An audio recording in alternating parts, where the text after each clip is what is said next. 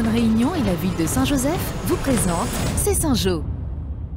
Au programme cette semaine, le plan de gestion des parkings à Langevin, le grand nettoyage des cours d'école pour la rentrée et les étudiants qui travaillent durant leurs vacances. C'est maintenant, c'est Saint-Jo. Respecter la population, les stationnements, essayez de pas être gênants. Patrick arpente chaque week-end les abords de la rivière Langevin à la rencontre des visiteurs. L'un des points porte sur le stationnement, plutôt bien compris des visiteurs du jour. Il vaut mieux garer en bas, c'est assez compliqué pour monter, il faut avoir une bonne voiture et il vaut mieux se garer à des endroits où c'est marqué le parking, quoi. Face à la saturation du site, avec plus de 4000 passages par jour, la municipalité de Saint-Joseph met en place plusieurs équipes de médiateurs, de la signalétique, des blocs interdisant le stationnement et mobilise sa police municipale et la gendarmerie. Les enjeux sont importants. Nous sommes obligés d'être très vigilants sur les accès parce qu'une voiture de pompier, une voiture d'incendie a besoin d'une certaine largeur pour pouvoir atteindre le village de Grand Galet au-dessus. La ville de Saint-Joseph conseille de stationner les véhicules sur le parking à 200 mètres en contrebas de la cascade et le terminer à pied, d'autant que les stationnements gênants sont systématiquement verbalisés comme ce véhicule.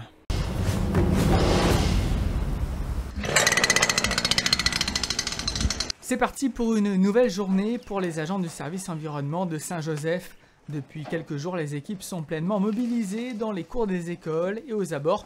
Et les tâches ne s'arrêtent pas à la simple tonte des herbes. On a beaucoup de branches qui penchent par rapport à la pluie.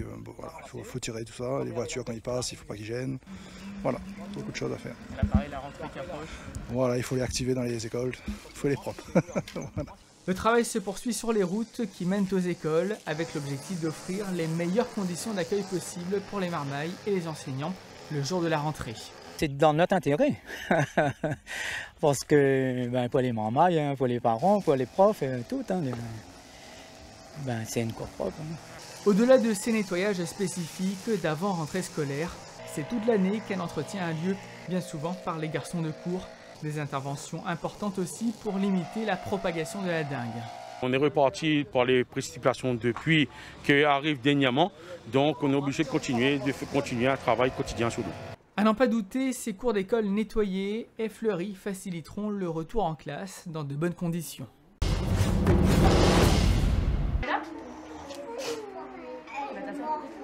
Des jeunes enfants qui s'amusent sous le regard bienveillant des animateurs, telle est l'ambiance dans les centres aérés de la ville.